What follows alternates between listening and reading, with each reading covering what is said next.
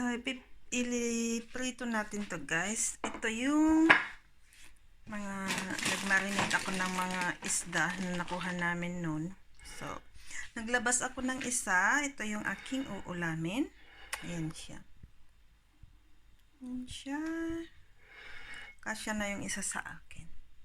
So, ayan yung mantika. Tapos, ito yung aking kanin. Sobra kong kanin to guys nung isang araw pa to. Isangag ko na lang mamaya. Sangag-sangag. Mainit na yung mantika. So, lalagay na natin siya.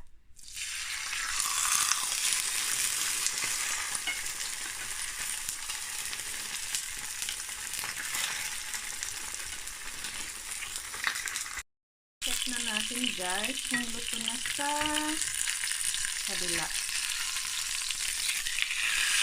Okay.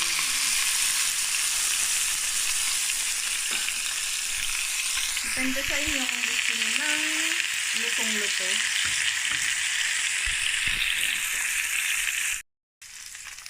Isa guys, binaliktad ko ulit siya. Luto na siya dyan. Luluto ko lang ulit konti sa kabila. Ayan guys. Ay, tingin ko okay na sa akin to.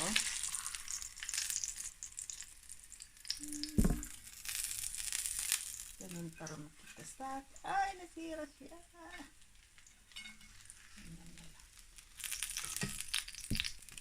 Yan guys, tapos sinasangag ko na lang tong kanin.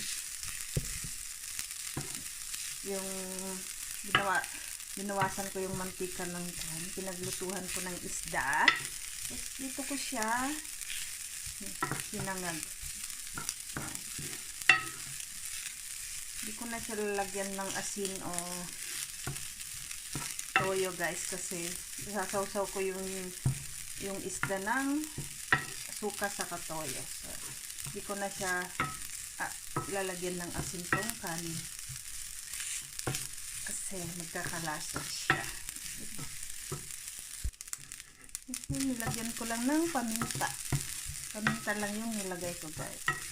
So ayan, hindi lang siyang naluto. Padami na naman yung aking pagkain. So ayan guys, luto na at ako'y kakain na.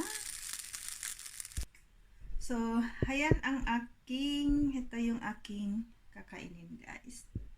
Isda saka kanin.